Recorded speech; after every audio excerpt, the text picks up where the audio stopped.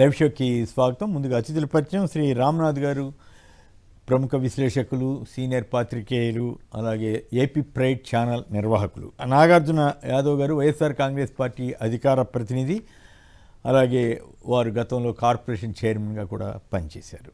ఇదేమి స్వామి సర్కారే రియల్ దందా, 1200 కోట్ల పెట్టుబడికి 1400 కోట్ల లబ్ధి. తిరుపతి వన్ ప్రాజెక్టు ముసుగులో రియల్ ఎస్టేట్ సంస్థకు చంద్రబాబు ప్రభుత్వం భూపంజారం. తిరుపతి సమీపంలో ఏకంగా 22 ఎకరాల కేటాయింపు. రామ్నాథ్ గారు చెప్పండి, అసలు ఈ రకంగా వేల కోట్ల రూపాయలు పెట్టుబడులేమో తక్కువ, రాయితీలు ఎక్కువ, ఎందుకు ఇట్లా చేస్తోంది ఈ ప్రభుత్వం? 1200 కోట్ల పెట్టుబడికి 1400 కోట్ల లబ్ధి ఎవరైనా చేకూరుస్తారా? కొమ్మినేని గారు, మీకు నాగార్జున యాదవ్ గారికి నమస్కారం. ఇప్పుడు తిరుపతిలో ఈ వ్యవహారం చూస్తే అదేంటి ఫ్రీ హోల్డింగ్ కింద ఇస్తున్నారు. అంటే మొత్తం భూ యాజమాన్య హక్కులు మొత్తం ఒక ప్రైవేట్ రియల్ ఎస్టేట్ సంస్థలకు ఇస్తున్నారు. సాధారణంగా అయితే లీజ్ ప్రాతిపదికన ఇస్తారు, లేకుంటే ఇలా ఫ్రీ హోల్డింగ్ ఉంటారు. లీజ్ ప్రాతిపదికన అయితే ప్రభుత్వం చేతిలో అజమాయిషి ఉంటుంది కాబట్టి ఇష్టానుసారం చేసుకోవడానికి లేదు. అలా కాకుండా 1000 కోట్ల రూపాయలు విలువ, ఎకరం 50 కోట్లు ఉంటే 22 ఎకరాలు అంటే 1000 కోట్ల రూపాయలకు పైగా విలువైన భూమిని నామినల్ ప్రైస్ మీద ఇచ్చేస్తూ ఉన్నారంటే శాశ్వతంగా వాళ్ళకి అప్పగిస్తున్నారు. పైగా ఈ రియల్ ఎస్టేట్ సంస్థలకి ఆ హోటల్ మేనేజ్మెంట్ లో కావచ్చు, లేకుంటే ఈ హాస్పిటాలిటీ అంటే ఆతిథ్య రంగంలో కావచ్చు, ఎలాంటి అనుభవం కూడా లేదని చెప్తున్నారు. ఇలాంటి సంస్థలకి ఇస్తున్నారంటే అర్థం ఏంటి? అది కూడా ఫ్రీ హోల్డ్. ఇప్పుడు ఏం చేస్తారు, వాళ్ళు జస్ట్ తీసుకెళ్లి ఆ 22 ఎకరాలని బ్యాంకులో పెట్టి 500 కోట్లు 700 కోట్లు రుణం తెచ్చుకుంటారు. ఇక ఆ తర్వాత ఏం జరుగుతుందో తెలియదు. ఫ్రీ హోల్డ్ లో ఇచ్చేసిన తర్వాత వాళ్ళు దాన్ని అమ్ముకున్నా కూడా అడ్డుకునే అవకాశాలు కూడా తక్కువగా ఉంటాయి. ప్రభుత్వం చేతిలో ఏమీ ఉండదు. లీజ్ ప్రాతిపదికన కాకుండా ఇలా డైరెక్ట్ గా ఎందుకు ఇచ్చేశారు అన్నది ఒక పెద్ద ప్రశ్న. 1000 కోట్ల రూపాయలకు పైగా విలువైన భూమిని ఇవ్వడంతో పాటు అదనంగా విద్యుత్తుకు సంబంధించిన రాయితీలు, పెట్టుబడి రాయితీలు ఇవన్నీ కలిపి మరో 400 కోట్లు ఇస్తున్నారంటే 1400 కోట్లు. వాళ్ళు పెడుతున్న పెట్టుబడి ఎంత? 1200 కోట్లు.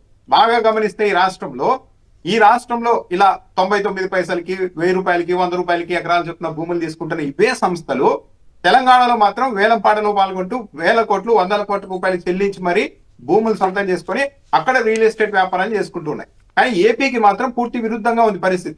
ఇక్కడ 22 ఎకరాల ప్రభుత్వ భూమి ఉంది, దాన్ని ఏదైనా ఇలా డెవలప్మెంట్ కి ఇవ్వాలి అనుకున్నప్పుడు ఈ సంస్థలో ఒక ప్రపోజల్ తో వచ్చినప్పుడు ఇదిగో పలానా సంస్థ ఈ ప్రపోజల్ తో వచ్చింది, ఈ ప్రాజెక్ట్ చేస్తామంటుంది, ఇంకా ఎవరైనా కానీ ఇంతకంటే మెరుగ్గా చేసే అవకాశం ఉంటే రండి, ఇదిగో భూమి ఉంది, మేము వేలంపాట నిర్వహిస్తాం, పోటీ పడి ఎంతకైనా సరే మీరు సొంతం చేసుకోండి అని చెప్పొచ్చు కదా. లేదు, ఇదేదో జస్ట్ ఒక రాచరికం లాగా మేము తలుచుకుంటే 99 పైసలకే ఇచ్చేస్తాం. నారా లోకేష్ గారి స్టేట్మెంట్ చూశారు, చాలా దిగ్భ్రాంతి కలిగించే ప్రజాస్వామ్య రాష్ట్రంలో ఇలా కూడా అంటారు. గజం కాదండి, ఎకరా కాదండి, 99 పైసలకి మొత్తం భూమిని నేను ఇస్తా అన్నారు. ప్రభుత్వం కూడా ఇస్తున్నాను కానీ నేను ఇస్తా అంటున్నారంటే నారా లోకేష్ గారు ఇక రాష్ట్రంలో అడ్డుకునే పరిస్థితి లేకుండా పోయి కోర్టులకు వెళ్తే ఇలా ఇవ్వకపోతే పెట్టుబడులు రావు కదా అని కోర్టులు కూడా ప్రశ్నించే పరిస్థితి వచ్చింది. ఈ ముసుగులో ఏం జరుగుతుంది? 100 కోట్ల విలువైన వైజాగ్ లో భూములు 99 పైసలకి పెట్టి ఇక్కడ 1000 కోట్ల రూపాయలకు పైగా విలువైన భూమిని అప్పగించి మరో ఎదురు 400 కోట్ల రూపాయలు రాయితీలు ఇచ్చి అది కూడా ఫ్రీ హోల్డ్, పూర్తిగా వాళ్ళకే హక్కులు ఇచ్చేయడం ఏంటి? ఇవన్నీ చూస్తుంటే ఎవరికైనా అనుమానం కలుగుతుంది. కాకపోతే దురదృష్టం ఏంటంటే దీన్ని అడ్డుకునే అవకాశాలు కూడా లేకుండా పోతున్నాయి. రైట్. మరొక అంశం మీద కూడా మనం కొద్దిసేపు మాట్లాడుకోవాలి. అమరావతి ఇష్యూలోకి, అలాగే పార్టీ ఆవిర్భావ సభ ఇష్యూలోకి వెళ్ళడానికి ముందు రామ్నాథ్ గారు, రాజకీయ మీడియాతో ముప్పు, స్వార్థ ప్రయోజనాలే లక్ష్యంగా తప్పుడు ప్రచారం, ఐజేయు ప్లేనరీలో సీఎం చంద్రబాబు వ్యాఖ్య. ఇది సంగతి అంటూ జగన్ గారి మీద ఈనాడు బరితెగించిన కార్టూను, ఆయన ఒక మేకలాగా వేసి మరి దీన్ని ఏమంటారో చంద్రబాబు గారు చెప్తారా? బాబు కుట్రలో భాగమే కార్టూన్ బరితెగింపు, మరింత దిగజారిన ఈనాడు అంటూ వైసీపీ నేతలు కంప్లైంట్ చేయటం ఇవన్నీ కూడా చేశారు. ఇంకోవైపు జర్నలిస్టుల సమస్యలను పరిష్కరిస్తాం, మీడియాలో విలువల పునరుద్ధరణకు పూనుకోవాలని ఈనాడు వాళ్ళు రాసుకున్నటువంటి విషయం చంద్రబాబు గారు చెప్పారని. ఇంతకీ తెలుగుదేశం పార్టీకి సంబంధించినవా కావా ఈనాడు, ఆంధ్రజ్యోతి, టీవీ5 అనేది ఓపెన్గా అని చెప్పుకున్నారు, నేను తెలుగుదేశం, నా తెలుగుదేశం ఇదని చెప్పి. సో మరి ఈ పరిస్థితిలో మీడియా విలువల పునరుద్ధరణ అని చంద్రబాబు గారు చెబితే మరి దాన్ని ఆ శుద్ధుల్ని ఎట్లా చూస్తారు రామ్నాథ్ గారు? ఇప్పుడు కొమ్మినేని గారు ఈనాడులో జగన్మోహన్ రెడ్డి గాని గారిని ఒక మేకలాగా వర్ణిస్తూ కార్టూన్ వేశారు కదా. ఇదే కార్టూన్ అదే మేకకు చంద్రబాబు నాయుడు గారు పవన్ కళ్యాణ్ బొమ్మ పెట్టి ఎవరైనా పాపం చాలా యువకులు, ఇంకా మెచ్యూరిటీ లేని యువకులు ఎవరైనా పోస్ట్ పెట్టమనండి, వెంటనే కేసు పెట్టి లోపలేస్తారు. ఎన్టీఆర్ గారిని నగ్నంగా ఊరేగిస్తూ, నగ్నంగా ఆయన తాటి చెట్టు ఎక్కినట్టు, బట్టలు లేకుండా తిరిగినట్టు కార్టూన్లు వేశారు కదా. ఇప్పుడు ఎవరైనా కానీ పాపం తెలియని వాళ్ళైనా సరే ఏమనండి, కేసు పెట్టి లోపలేసి 3rd డిగ్రీ కూడా ప్రయోగించే పరిస్థితులు ఉన్నాయి. ఒకవైపు ఇలా చేస్తూ మీడియా, మళ్ళా తెలుగుదేశం పార్టీ వాళ్ళు కావచ్చు, ఇదే ఈనాడు కావచ్చు, విలువలు తగ్గిపోతున్నాయి, వ్యక్తిత్వ హననాలకు పాల్పడుతున్నారు. జగన్మోహన్ రెడ్డి గారిని మేకతో పోల్చడం అన్నది వ్యక్తిత్వ హననం కాదా? మేకతో పోల్చడమే కాదండి, ఒకసారేమో గతంలోనేమో అమరావతి పెరిగిపోయిన చెట్టుగా చూపించారంట, చెట్టు అన్నారు. ఇప్పుడేమో మళ్ళీ చిన్న ముక్కగా చూపించారంట. అన్ని విశ్లేషణలు రకరకాలుగా వచ్చాయి. ఇప్పుడు ఖచ్చితంగా తెలుగుదేశాన్ని బుధాన వేసుకుని మోస్తనే లేవా? మీ వీడియో ఒకటి చూశాను, ఆంధ్రప్రదేశ్ రాధాకృష్ణ గారు ఎంత చెత్తగా రాశాడు, మత రాజకీయాన్ని ఎట్లా పొలవటానికి, ఆంధ్ర ప్రజల మీద పొలవటానికి ఎంత నీచమైన ప్రయత్నం చేస్తున్నారన్న విషయాలు మీరు చాలా డీటెయిల్గా చెప్పారు. సో అలాంటి పత్రికలను బుధాన వేసుకుని మోస్తున్న పత్రికలను వదిలేసి రాజకీయ పార్టీలకి ఉండొద్దండి. డైరెక్ట్గా రాజకీయ పార్టీల పత్రికలు కావు అవి. ఇప్పుడు చంద్రబాబు నాయుడు గారి టార్గెట్ ఏంటంటే ఓపెన్ గా చెప్పాలంటే సాక్షి మీడియా. జగన్మోహన్ రెడ్డి సాక్షి మీడియాని పెట్టుకొని పార్టీ నడుపుతున్నాడు, అది ప్రమాదకరం అని చెప్తున్నారు. కానీ బాగా గమనించండి, ఒక వ్యక్తి ఫెయిర్ గా వచ్చి ఇదిగో నేను ఇది నా సిద్ధాంతం ఇది నేను ఇలా ఉంటానని చెప్పి ఫెయిర్ గా చెప్తే అది ప్రమాదమా? లేకుంటే ఒక నలుగురు వ్యక్తులు ముసుగులు వేసుకొని ఊరంతా తిరుగుతూ ఉంటే ప్రొద్దున నుండి సాయంత్రం వరకు అది ప్రమాదమా? ఇప్పుడు జగన్మోహన్ రెడ్డి సాక్షి పెట్టారు, అవును ఇదిగో మా పేపర్ అని చెప్పారు, పైన వైఎస్ఆర్ బొమ్మ కూడా వేసుకున్నారు, పాఠకులకు ప్రజలకు అంతా ఒక క్లారిటీ ఉంటుంది. కానీ వీళ్ళు అలా చేయలేదు కదా, ముసుగులు వేసుకొని తిరుగుతున్నారు కదా. అసలు మాకు మీడియా సంస్థలే లేవని చంద్రబాబు నాయుడు గారు అంటున్నారు. ఒకవేళ అదే నిజమైతే చంద్రబాబు నాయుడు గారు మరి బిఆర్ నాయుడు గారు ఏం చెప్పారు? TV5 అన్నది టీడీపీ ఛానల్, ఇంకా దాంట్లో అనుమానమే లేదన్నారు కదా. బిఆర్ నాయుడు గారికి ఇంతమంది ప్రజాసేవ చేసిన వాళ్ళు ఉండగా బిఆర్ నాయుడు గారికి ఏకంగా టీటీడీ చైర్మన్ పదవి ఎందుకు ఇచ్చారు?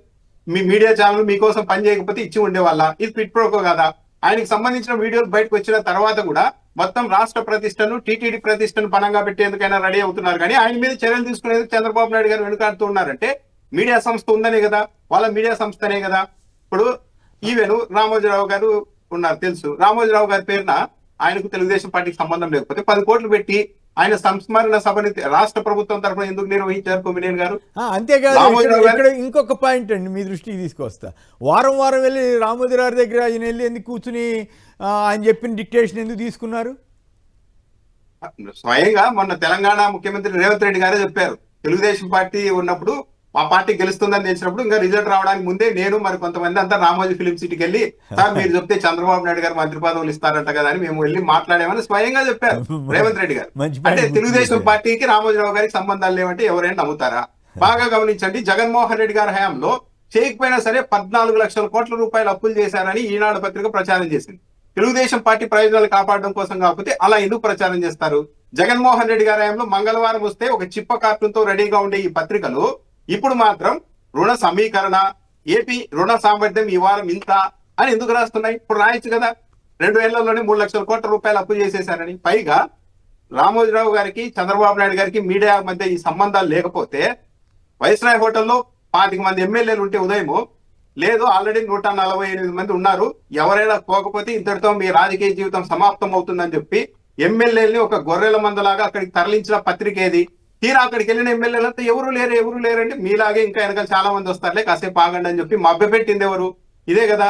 ఇప్పుడు రామోజీరావు చంద్రబాబు నాయుడు గారికి ఆంధ్రజ్యోతికి సంబంధాలు లేకపోతే ఒక ఇంటర్వ్యూలో ఏదో పాతకాలం స్నేహితుల్లాగా, చిన్నప్పటి నుండి స్నేహితుల్లాగా మీరు సార్ అన్న పదాలు కూడా వాడుకోకుండా ఆరోగ్యశ్రీ అయితేరా, ఆ ఎన్టీఆర్ పేరును తుడిపోయారా, ఉద్యోగులందరికీ దోషి పెట్టడానికి ఇక్కడ ప్రభుత్వం ఉందా అంటూ రాధాకృష్ణ గారు చంద్రబాబు నాయుడు గారు మాట్లాడుకున్న మాటలు కూడా బయటకు వచ్చాయి కదా. చంద్రబాబు నాయుడు గారే స్వయంగా ఈనాడు అన్నది భగవద్గీత అని ఎందుకు ప్రచారం చేశారు? ఇవన్నీ చూస్తే అర్థం కాదా? ఎవరికైనా కూడా ఈజీగా అర్థమవుతుంది. నిజంగా తెలుగుదేశం పార్టీ కోసం ఇవన్నీ పాటుపడకపోతే పురంధేశ్వరి గారిని తెలుగుదేశం పార్టీలోనికి తీసుకురావడానికి రాయబారం నడిపిన మధ్యవర్తిత్వం చేసింది మీడియా అధినేతలే కదా. ఈ విషయాన్ని స్వయంగా దగ్గుపాటి వెంకటేశ్వరరావు గారే చెప్పారు కదా. సో ఇవన్నీ పెట్టుకొని మాకు మీడియాకి సంబంధం లేదు, అసలు పత్రికలకు పార్టీలకు సొంతంగా మీడియా ఉండదు, ప్రమాదకరమని చంద్రబాబు నాయుడు గారు ఎట్లా మాట్లాడుతున్నారు? అసలు చంద్రబాబు నాయుడు గారికి మీడియా లేవు అని ఎవరైనా చెప్తే నమ్మే పరిస్థితులు ఈ రాష్ట్రంలో ఉన్నాయా? జస్ట్ తేడా ఏంటి అంటే యువతల వాళ్ళు ఫెయిర్ గా ఇదిగో ఇది మా పత్రిక, మా మీడియా సంస్థ, మేము ఇలా ఉంటామని చెప్పి ప్రజలకు నిజాయితీగా చెప్పి మరి ముందుకు వస్తున్నారు. కానీ అక్కడ మాత్రం వీలైనంత మంది ఎక్కువ మందిని ముసుగులు వేసుకొని రాష్ట్రం అంతా తిప్పుతూ ఒక తటస్థ ముసుగులో మీడియా ముసుగులో ప్రజలు తప్పుదారి పట్టిస్తున్నారు. రైట్. నాగార్జున గారు చెప్పండి, మీరేమంటారు? ఈ మీడియా రాజకీయ మీడియాతో ముప్పు అని అదని ఇదని చంద్రబాబు గారు మొన్న చేసిన వ్యాఖ్యలు, వీటి మీద మీరు కూడా స్పందిస్తారా? అలాగే ఈనాడు వాళ్ళ బరితెగింపు, జగన్ గారి మీద వేసిన కార్టూన్.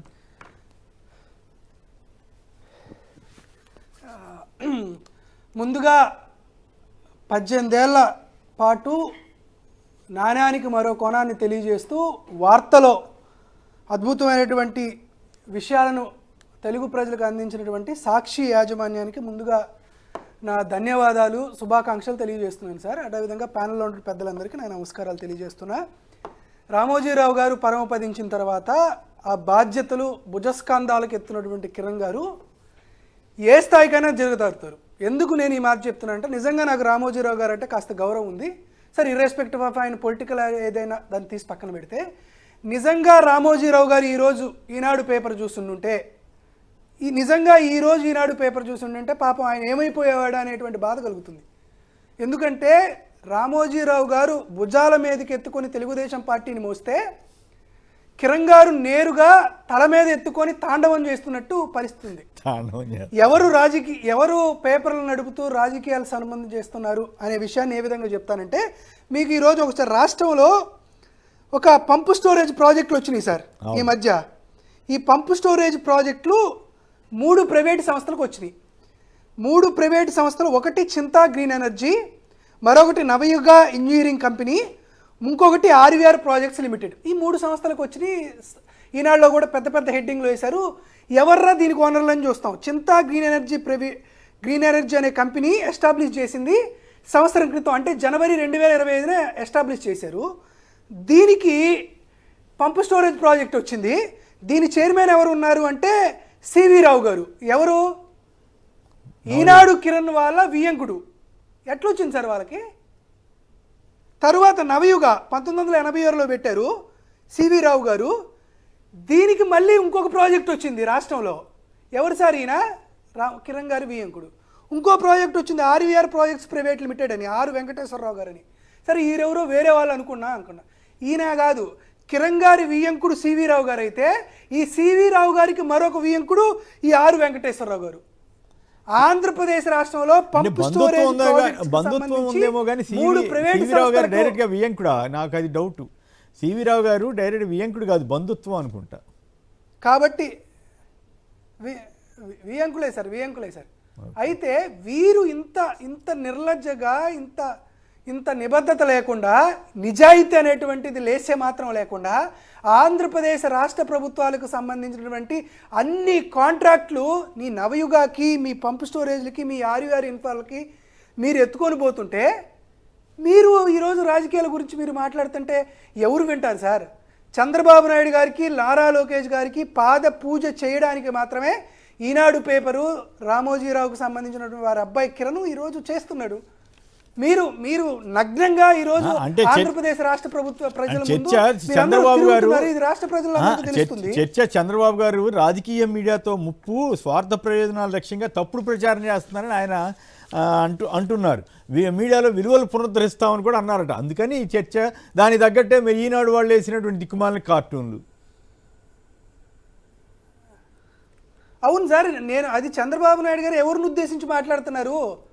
చంద్రబాబు నాయుడు తనకు తాను ఉద్దేశించి మాట్లాడుకుంటున్నాడు, లేకపోతే రామోజీరావు గారి కుమారుడు కిరణ్ గారి గురించి మాట్లాడుతున్నాడు, లేకపోతే బిఆర్ నాయుడు లాంటి ఆయన గురించి మాట్లాడుతున్నాడు, లేకపోతే రాధాకృష్ణ గారి గురించి మాట్లాడుతున్నారు. వారి గురించి కదా మాట్లాడేది. గొడవలేదు. ఈరోజు జగన్మోహన్ రెడ్డి గారు ఒక పత్రిక, ఒక టీవీ ఛానల్ ఏదన్నా పెట్టుకున్నారంటే ఆయన చాలా చాలా వినయంగా, చాలా ఓపెన్గా వైఎస్ రాజశేఖర రెడ్డి గారి ఆశయాలు సాధించడం కోసం ఒక మీడియా యాజమాన్యంగా సాక్షి కానీ, లేకపోతే సాక్షి పత్రిక కానీ పనిచేస్తుంటుంది.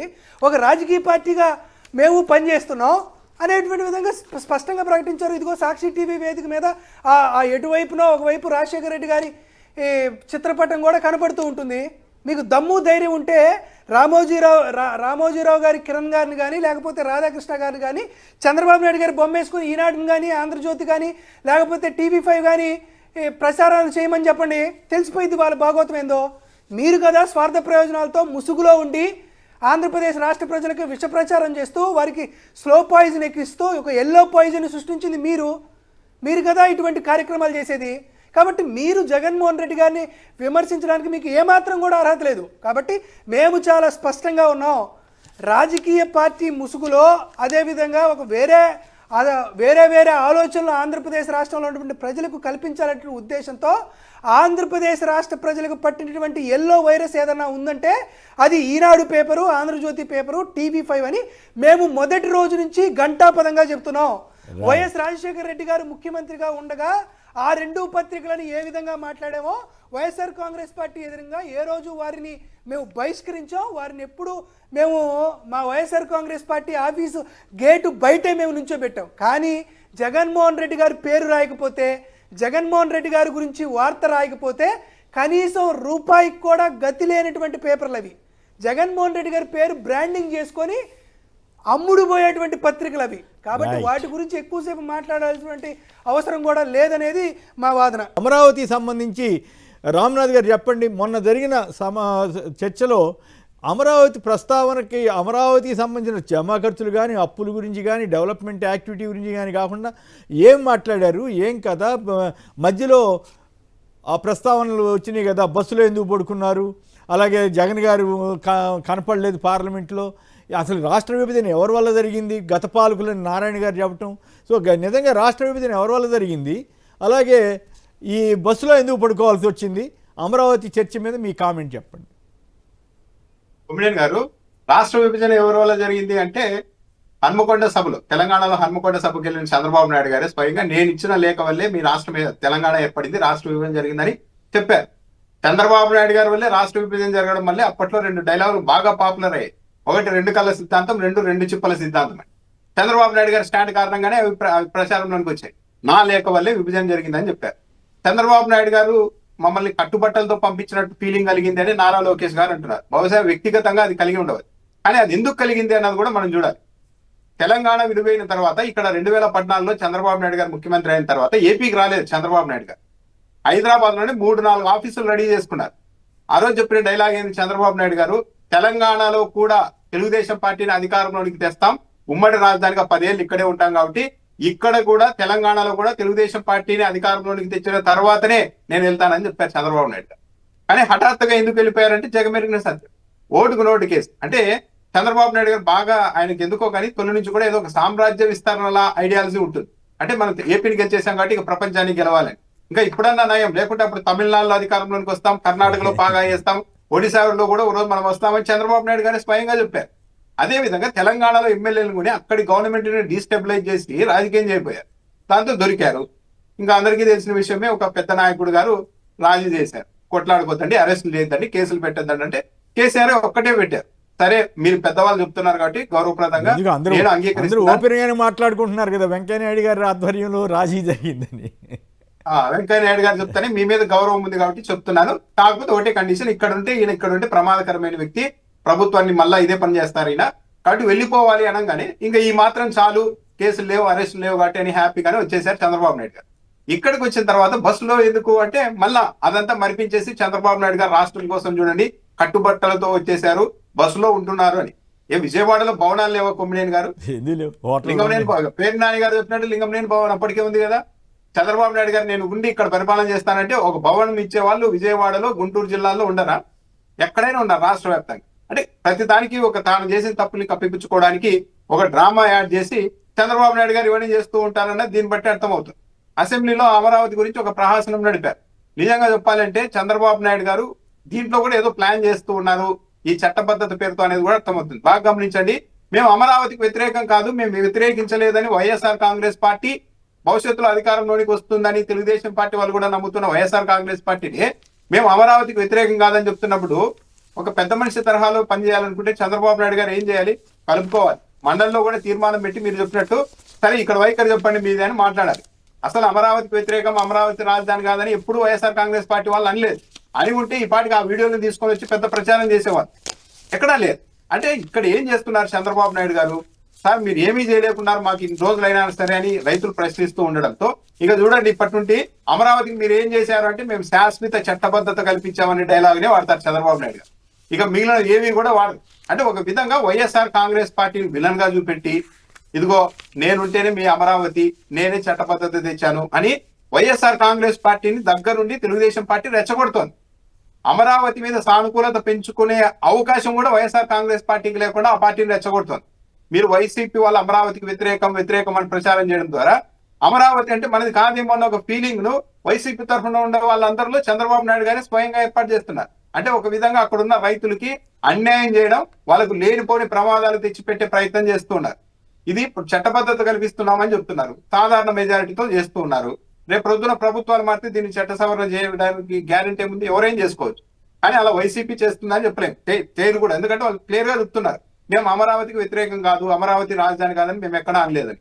వైసీపీ వాళ్ళు పేరు నాని గారు ఇంకో మాట కూడా అన్నారు కదా, ఇంత ఖర్చు పెట్టిన తర్వాత, ఇన్ని అప్పులు తెచ్చిన తర్వాత ఇంకెవరైనా ఎందుకు మారుస్తారని కూడా అన్నారు కదా ఆయన. ఓపెన్ గా చెప్పాలంటే కొమ్మినేని గారు, జగన్మోహన్ రెడ్డి గారు ఒక మంచి ఉద్దేశంలోనే విశాఖపట్నంలో ఎగ్జిక్యూటివ్ క్యాపిటల్, కర్నూలులో హైకోర్టు పెడితే 3 ప్రాంతాలు సమన్యాయం ఉంటుంది, ఇంకో రోజు ఎప్పుడు మళ్ళీ ఈ విభజన వాదాలు రాకుండా ఉంటాయని ఒక ఆలోచన చేశారు. ఇక అదంతా గడిచిపోయి ఇంత దూరం వచ్చిన తర్వాత ఇక 3 ఏళ్లలో మేము అమరావతిని పూర్తి చేస్తామని చంద్రబాబు నాయుడు గారు చెప్తూ ఇప్పటికే ఒక 47,000 కోట్ల రూపాయలకు పైగా అప్పులు తెచ్చేసిన తర్వాత ఎవరు కూడా దీన్ని మార్చరు, ఇంకా అది జరిగేది కాదు, అయ్యేది కాదు. కానీ చంద్రబాబు నాయుడు గారిని రెచ్చగొడుతున్నారు ఆ ప్రాంతాన్ని వైసీపీకి వ్యతిరేకంగా తన రాజకీయ ప్రయోజనాల కోసం. తాను అమరావతికి రైతులకి ఏం చేశానో చెప్పుకోలేక ఇగో ఈ అంశాన్ని ముందుకు పెట్టి ఒక రెచ్చగొట్టి కాలం గడిపే ప్రయత్నం చంద్రబాబు నాయుడు గారు చేస్తున్నారు. 6 గంటల పాటు మాట్లాడారు కానీ ఇదిగో పలానా రైతులకి మేము ఇంత చేశాము, పలానా రైతుల సమస్యలను ఇలా అడ్రస్ చేశాము, సిఆర్డీఏ కార్యాలయంలో అవినీతిని ఇలా నిరోధించాము, ఇవన్నీ ఎక్కడా చెప్పడం లేదు చంద్రబాబు నాయుడు గారు. జస్ట్ 6 గంటల పాటు జగన్మోహన్ రెడ్డి మళ్ళీ వస్తే ఎలా, ఇదే పని. జగన్మోహన్ రెడ్డి మళ్ళీ దాంతో పాటు ఇంకోటి కూడా చెప్పుండాలి కదా, ఏది 33,000 ఎకరాలు ఇది ఇందుకు అనుకున్నాము, కానీ అది మున్సిపాలిటీ అని మళ్ళీ ఎందుకు అన్నాను, మళ్ళీ 2 లక్షల ఎకరాలు ఎక్స్ట్రా ఎందుకు తీసుకుంటున్నాము, ఆ వివరాలు కూడా చెప్పుండాలి కదా. ఇప్పుడు చంద్రబాబు నాయుడు గారు అమరావతి మీద మొత్తం ఏకపక్షంగా నిర్ణయాలు తీసుకుంటున్నారు. కొమ్మినేని గారు ఏకపక్షంగా తాను నిర్ణయాలు తీసుకోవడం, దాన్ని అందరూ సమర్థించాలి. తప్పైనా సరే సమర్థించాలి. సమర్థించకపోతే మీరు అంతా అమరావతి ద్రోహులు అంటున్నారు. సరే, వైఎస్ఆర్ కాంగ్రెస్ పార్టీ మీద ఇంత కోపం ఉంది, ఒక అఖిలపక్షం పిలవచ్చు కదా, కమ్యూనిస్టుల్ని, కాంగ్రెస్ వాళ్ళని, వాళ్ళ మిత్రపక్షాలైన కాంగ్రెస్ పార్టీ వాళ్ళని పిలిచి ఇదిగో మేము ఇన్ని లక్షల మళ్ళా ఇంకా 1,75,000 ఎకరాల భూమి తీసుకోబోతున్నాం, 50 గ్రామాలని తీసుకోబోతున్నాం అని చెప్పి వాళ్ళు ఏమంటారో కనీసం వినాలి కదా. ఏది వినడం లేదు. కానీ మీరంతా వ్యతిరేకిస్తే నేను ఏ నిర్ణయం తీసుకున్నా వ్యతిరేకించాలి, మీరు మీ అభిప్రాయం చెప్పినా సరే మీరు ద్రోహులు అని ప్రచారం చేస్తే ఇది ఈ రాష్ట్రంలో ఒక స్టెబిలిటీని చంద్రబాబు నాయుడు గారి దగ్గర నుండి పాడు చేస్తున్నారనేది దీన్ని బట్టి అర్థమవుతుంది. రైట్. అంబటి రామకృష్ణ యాదవ్ గారు పిసిసి ప్రధాన కార్యదర్శి మాట్లాడతారు. రామకృష్ణ యాదవ్ గారు నమస్కారం, మాట్లాడండి సంక్షిప్తంగా. సార్ నమస్కారం సార్. నమస్కారం. ఇవాళ రాజ్యాంగం స్పష్టంగా చెప్తా ఉంది, ఆర్టికల్ 3 ప్రకారం రాజ్యాంగానికి రాష్ట్రాల యొక్క రాజధాని నిర్ణయించే అధికారం లేదు, హక్కు లేదు. అది క్లియర్ గా రాష్ట్రాలకే విడిచిపెట్టింది సార్. నా రాష్ట్రం యొక్క రాజధాని ఎక్కడ ఉండాలి అనేది ఆ రాష్ట్ర ప్రభుత్వం నిర్ణయించుకుంటది. వీళ్ళు నిన్న చేసిన సవరణలో కూడా ఏం చెప్తున్నారు, 2014లో సిఆర్డీఏ యాక్ట్ ప్రకారం మేము గుర్తించిన ప్రాంతాన్ని అని చెప్తున్నారు. సో 2014లోనే సిఆర్డీఏ గుర్తించిన తర్వాత కేంద్రంలోని నరేంద్ర మోడీ ప్రభుత్వం ఇప్పుడు దాకా గుర్తించలేదా దాన్ని? పైగా 7 సంవత్సరాల నుంచి ఇద్దరు కలిసి ప్రభుత్వం నడుపుతున్నారు కదా. 7 సంవత్సరాల నుంచి నేను ప్రభుత్వంలో ఉన్నాడు. పైగా సార్ ఇంకేంటి, ఆ రాజధాని నిర్మాణం కోసం అప్పులను ఫెసిలిటేట్ చేస్తామని చెప్తారు కేంద్ర ప్రభుత్వం. సో ఆంధ్రప్రదేశ్ కి రాజధాని ఎక్కడో తెలియకుండా ఏదో తెలియకుండానే అప్పులు ఫెసిలిటేట్ చేసే దాన్ని పార్లమెంట్ లో ఆర్థిక మంత్రి చదివేశారా? ఆంధ్రప్రదేశ్ రాజధాని ఏదో తెలియదు కానీ అప్పులు తెచ్చుకొని చదువుకోమని చెప్పారా?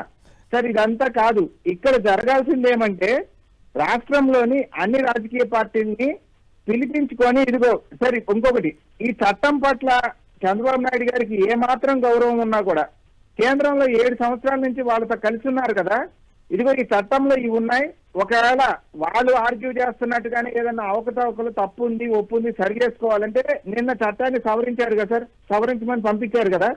అట్లే పార్లమెంట్ లో చట్టంలో ఇవన్నీ సవరించి మా ఈ హక్కులు కావాలి, అన్ని రాజకీయ పార్టీలు కలిసి వెళ్దాం, రాష్ట్రానికి సంబంధించి అనేక మేళ్లు చట్టంలో చెప్పబడి ఉన్నాయి. లెటర్ అండ్ స్పిరిట్ ప్రత్యేక హోదా గురించి కూడా చట్టంలో పెట్టండి అని చెప్పి అడుగుండొచ్చు కదా, పెట్టించుండొచ్చు కదా. అది కూడా ఒక వంకే కదా సార్. చట్టం దాని ప్రత్యేక హోదా మిగతా రాష్ట్రాలకు ఇచ్చింది ఏది కూడా చట్టం కాదు కదా, గవర్నమెంట్ ఇచ్చిన ఎగ్జిక్యూటివ్ ఆర్డర్ వల్ల వచ్చింది. సో ఈ తప్పించుకునే ఒక కార్యక్రమమే తప్ప నిజంగా రాష్ట్రం యొక్క అభివృద్ధి, రాష్ట్రం గురించి బాగోగుల గురించి ఆలోచనే కనుక నిన్నటి కూటమి ప్రభుత్వానికి ఉండుంటే మన పోలవరం గురించి, మన దుగిరాజపట్నం పోర్టు గురించి, మన కడప స్టీల్ ఫ్యాక్టరీ గురించి, అలాగే వెనుకబడిన ప్రాంతాల యొక్క అభివృద్ధి నిధుల గురించి ఇవన్నీ కూడా చట్టంలో పెడితే అందరూ పాల్గొంటారు. ఎవరు పాల్గొకుండా ఎందుకుంటారు సార్? ఇదంతా కూడా కుట్ర ఏంటంటే సెకండ్ ఫేజ్ రైతులు ఎవరైతే భూములు ఇవ్వడానికి జంకుతున్నారో వాళ్ళని నమ్మించడానికి point number 1 sir. Point number 2, రాజధాని ప్రాంతం ఏదో తెలియకపోతే అప్పు ఇచ్చేవాడు కూడా వీళ్ళని ఏమైనా క్వశ్చన్ అడిగాడేమో, చట్టంలో ఈ రకంగా పెట్టిస్తేనే మేము అప్పు ఇస్తామని. అసలు ఇదంతా కాదు సార్. నేను రాజధాని నిర్ణయించుకోవడానికి చట్టమే చెప్పింది మాకు నిధులు ఇస్తానని, మీరు అప్పులు ఫెసిలిటేట్ చేస్తానంటున్నారు. మా నిధులు ఎందుకు ఎవరు అంటే మిగతా అన్ని రాజకీయ పార్టీలు గొంతు కలిపి వీళ్ళతో అడగవా? రైట్. మరీ ముఖ్యంగా ఒక్క పాయింట్ చెప్తున్నా సార్. రేపటి నుంచి వీళ్ళు పాడబోయే పాట ఏంటంటే, అక్కడ ఏ అవినీతి జరిగినా ప్రతిపక్షాలు ప్రశ్నిస్తే ఇదిగో వీళ్ళు రాజధానికి వ్యతిరేకం, ఇక్కడ మేము అభివృద్ధి చేస్తుంటే వీళ్ళు అవినీతి అని మమ్మల్ని ప్రశ్నిస్తున్నారు కాబట్టి వీళ్ళు రాజధానికి వ్యతిరేకం అని ఒక దోచుకునే కుట్రకి ఈ రకమైన చట్టం చేశారనే అభిప్రాయం కూడా వాళ్ళ ప్రజల్లో కలుగుతా ఉంది కొమ్మినేని గారు. రైట్. మీ పార్టీ అధిష్టానానికి కూడా కాస్త ఈ సమాచారం చెప్తా ఉండండి అప్పుడప్పుడు. వాళ్ళు అచ్చంగా చంద్రబాబు గారితో స్నేహం చేస్తున్నట్టున్నారు కదా, కొంచెం మీరు ఇటువంటి మీలాంటి వాళ్ళన్నా కొంచెం సమాచారం పంపించండి. రైట్. థ్యాంక్ యూ రామకృష్ణ గారు. ఇక నాగార్జున యాదవ్ మీ వాదన చెప్పండి. సార్, మొట్టమొదటిగా ఒకటి పాయింట్ అండి, వైఎస్ఆర్ కాంగ్రెస్ పార్టీ అమరావతికి వ్యతిరేకం కాదు, అమరావతి పేరిట నిర్మాణంలో జరుగుతున్నటువంటి అవినీతికి వ్యతిరేకం, అది ఒక పాయింట్. సెకండ్ పాయింట్ వచ్చేసి ఈరోజు సెక్షన్ 5 అమెండ్మెంట్ చేస్తూ ఆంధ్రప్రదేశ్ రీఆర్గనైజేషన్ యాక్ట్లో అసెంబ్లీలో తీర్మానం చేసి కౌన్సిల్లో తీర్మానం చేయకుండా కేంద్ర ప్రభుత్వానికి పంపించారు. ఈరోజు చంద్రబాబు నాయుడు గారిని కానీ లేకపోతే సిఎస్ గారిని కానీ మేము అడుగుతున్నటువంటి ప్రశ్న ఏంటంటే, ఇప్పుడు గవర్నమెంట్ ఆఫ్ ఇండియా ఈ రిజల్యూషన్ని పాస్ చేయడానికి కేవలం లోక్సభలో బిల్ పాస్ చేస్తే సరిపోతుందా, రాజ్యసభలో పాస్ చేయాలా? ఒక దాంట్లో పాస్ చేస్తే చట్టం అయిపోతుందా? అది మీరు ఆలోచించండి.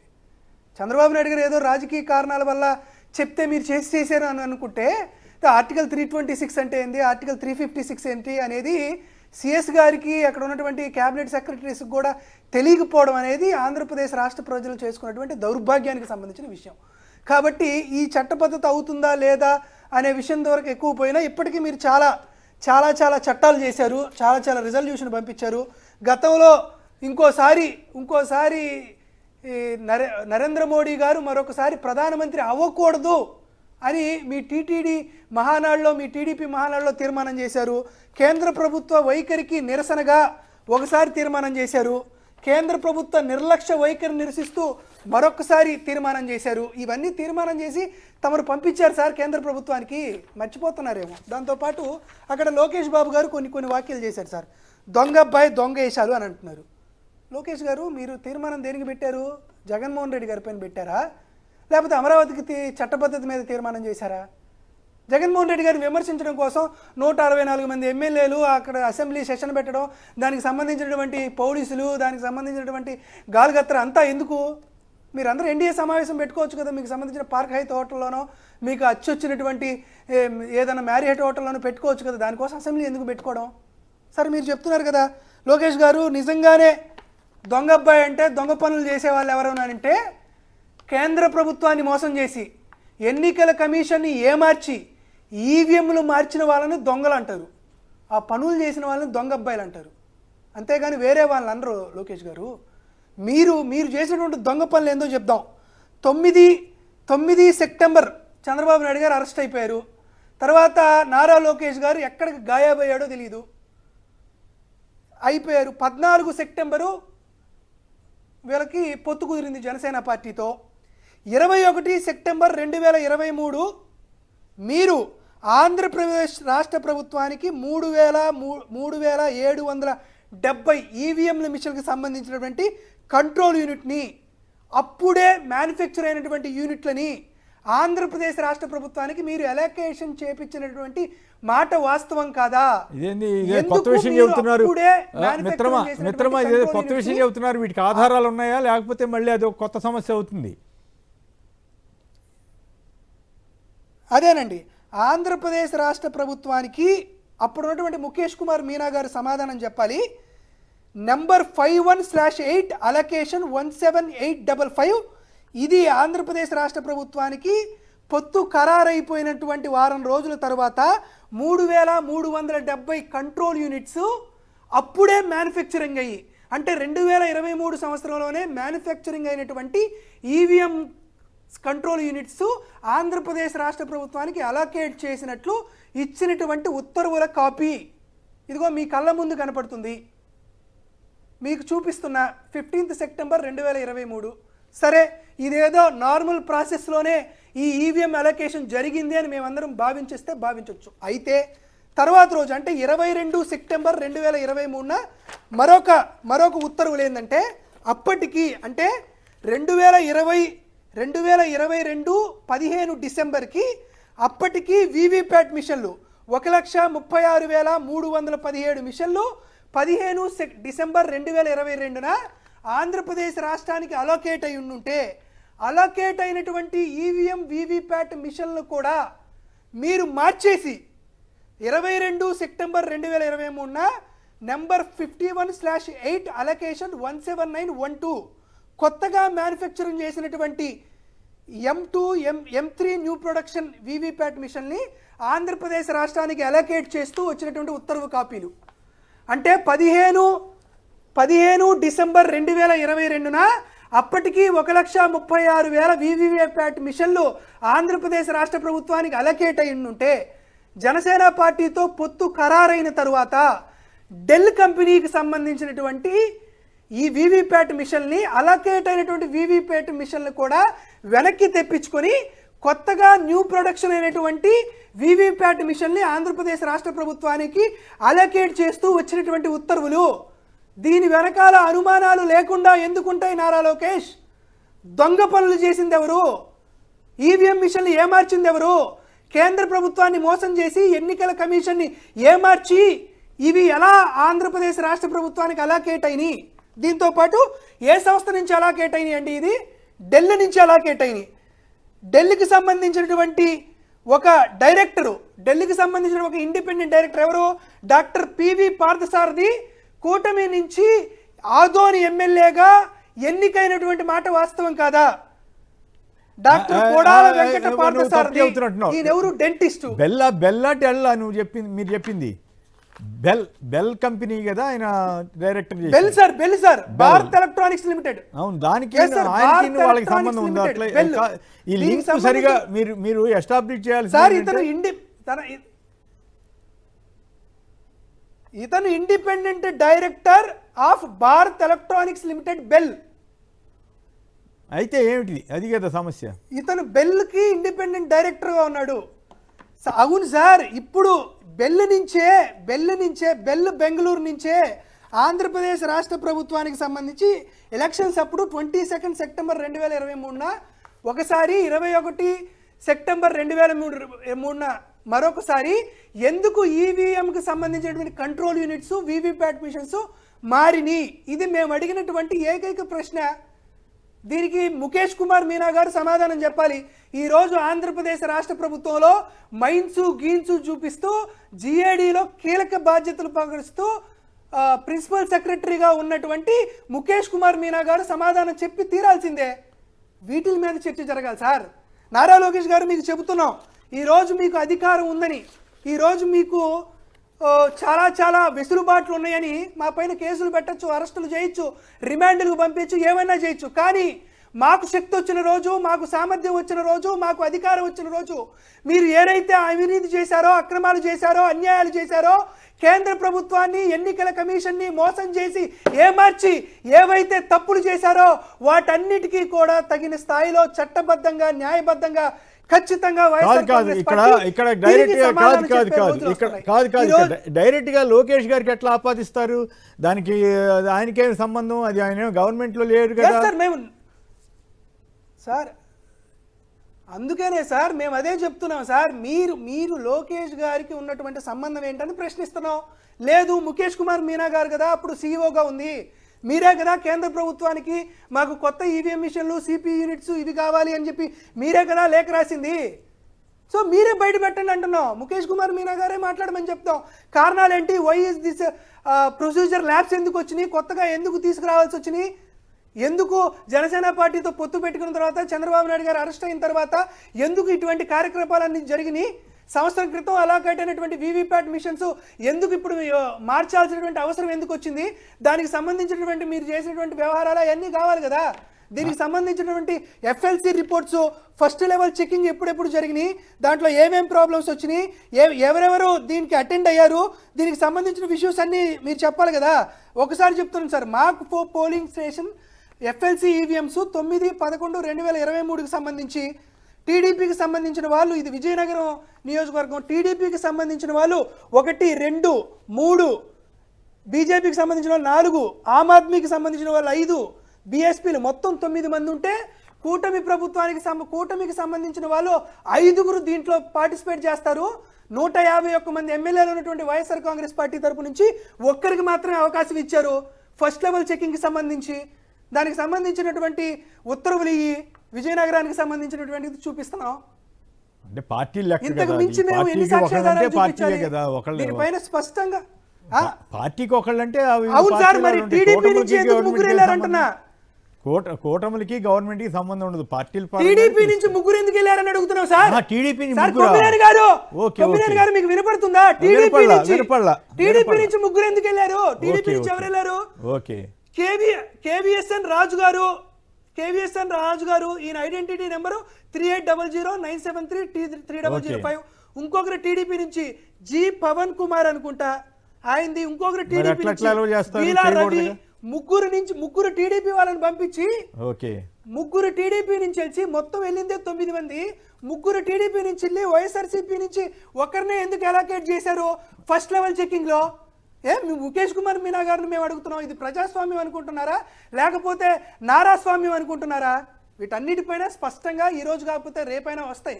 ఈరోజు 164 మంది ఎమ్మెల్యేలు ఉన్నారు కదా అని చెప్పి మీరు రెడ్ బుక్ రాజ్యాంగాన్ని అమలు చేసి ప్రశ్నించేటువంటి నాగార్జున యాదవ్ లాంటి పైన దాడులు, దౌర్జన్యాలు, అరెస్టులు, రిమాండ్లు చేసుకుంటూ పోతే ఒక్క నాగార్జున యాదవ్ పోతే వైఎస్ఆర్ కాంగ్రెస్ పార్టీకి 1000 మంది నాగార్జున యాదవ్లు వస్తారు. కాబట్టి చూద్దాం, మాకు టైం వచ్చింది, సందర్భం వచ్చింది, ఇవన్నీ బయటపడేటువంటి ఆలోచనలు వస్తాయి. దీనికి సంబంధించినటువంటి ఖచ్చితంగా లోకేష్ గారు, ముఖేష్ కుమార్ మీనా గారు ఖచ్చితంగా ఏదో ఒక రోజు చట్టసభల ముందో లేకపోతే న్యాయస్థానాల ముందు సమాధానం చెప్పేటువంటి సందర్భము, పరిస్థితి ఖచ్చితంగా రాకుండా మానదు. కాబట్టి వెయిట్ అండ్ సీ లోకేష్ గారు అన్న మాటకి. ఓకే, ఫైనల్ గా రామ్నాథ్ గారు చెప్పండి, మళ్ళీ కొత్త ఇష్యూ ఏదో రేజ్ చేశారు, మీకేమనిపించింది? కొమ్మినేని గారి ఇలాంటివి జరిగింటే ఇది తేల్చాలంటే పెద్ద స్థాయిలోనే పోరాటం చేయాల్సిన అవసరం ఉంది. ఇప్పుడు ఏమైనా సింపుల్ గా చెప్తారు, లేదు అవి తీసుకెళ్లి ఇది తెచ్చాము, అంత ప్రొసీజర్ ప్రకారమే జరిగింది అని కూడా వాళ్ళు చెప్పడానికి ఉంటుంది. సో దీన్ని డీకోడ్ చేయాలి, నిజంగా ఇది జరిగిందంటే ఒక పెద్ద స్థాయిలో అయితే పోరాటం చేయాల్సిన అవసరం అయితే ఉంది. కాకపోతే ఇవన్నీ చూస్తూ ఉంటే వాళ్ళు ఎక్కడా కూడా మేము నిబంధనలు ఉల్లంఘించలేదు, ఆ పాత ఈవీఎంలు పంపించి కొత్త ఈవీఎంలు తెచ్చాము అని కూడా చెప్పుకోవడానికి అవకాశం ఉంటుంది. ఇవన్నీ ఉన్నాయి కాబట్టి ఇది మొత్తం ఫస్ట్ నుండి కూడా పరకాల ప్రభాకర్ గారు చెప్పిన ఇవన్నీ లక్షల ఓట్లు తారుమారయ్యాయి అంటున్నప్పుడు దీని మీద ఒక పెద్ద స్థాయిలో పోరాటం చేయాల్సిన అవసరం ఉంది. ఒకవేళ ఇదే నిజం అయితే ఎప్పటికైనా ఇది వెంటాడుతూనే ఉంటుంది ప్రతిపక్షాల్లో ఉండే వాళ్ళకి. బీజేపీతో పొత్తు పెట్టుకున్న పార్టీలు మాత్రమే గెలుస్తాయనే పరిస్థితి వచ్చినప్పుడు రాజకీయంగా ఇతర పక్షాలు చాలా తీవ్రమైన ప్రభావం ఎదుర్కోవాల్సి ఉంటుంది. అంటే ఇలాంటివి పెద్ద ఎత్తున వైఎస్ఆర్ కాంగ్రెస్ పార్టీనే నిలదీయాలి. కేంద్ర ఎన్నికల సంఘం వరకు కూడా వెళ్ళి ఇలా జరిగింది, ఎందుకు జరిగింది అని పెద్ద స్థాయిలో పోరాటం. రెస్పాండ్ అవ్వట్లేదు కదా. ఇప్పుడు 50 లక్షల ఓట్లు ఎట్లా అదనంగా పోలయ్యాయని అడిగినా దానికి సమాధానం చెప్పలా. అర్ధరాత్రి వేళ 17 లక్షల ఓట్లు ఎవరు ఓట్లు వేశారని పరకాల ప్రభాకర్ లాంటి వాళ్ళు అడిగినా సమాధానం చెప్పట్లా. బ్యాటరీ ఛార్జింగ్ ఎందుకు పెరిగింది, తగ్గాలి కదా, ఎక్కడైనా పెరుగుద్దా వాడిన తర్వాత అని అడిగి వైసీపీకి సంబంధించిన అభ్యర్థులు కోర్టులో దావా చేసినా ఏం అవలా. సో ఇప్పుడు నాగార్జున యాదవ్ గారు కొత్త సమస్య ఏదో, కొత్త ఇష్యూ ఏదో లేవనెత్తారు. సో మరి దానికి ఉన్న ఆధారాలు అవన్నీ ఆయన ఆధార సహితంగా చెబుతున్నారు. అయితే దానికి వీళ్ళకి లింక్ ఏ రకంగా ఎస్టాబ్లిష్ అవుతుంది అనేది చూడాలి. మరి అది ఎంతవరకు కరెక్టు ఏమిటనేది దాని మీద నిజంగా వివరణ ఇచ్చే పరిస్థితి ఉందా లేదా అనేది ఇప్పటికైతే జరుగుతున్న పరిణామాలు ఇవన్నీ చూస్తే ఎలక్షన్ కమిషనే స్పందించినప్పుడు వీటి మీద మాత్రం స్పందిస్తుందా అనేది రాజకీయ విమర్శగానే మిగిలిపోతుందా ఏంటనేది చూడాలి. రైట్, రామ్నాథ్ గారు, నాగార్జున యాదవ్ గారు, ఇద్దరికి కూడా రామకృష్ణ గారు, ముగ్గురికి ధన్యవాదాలు. ఇది నేటి చర్చా కార్యక్రమం. నమస్కారం.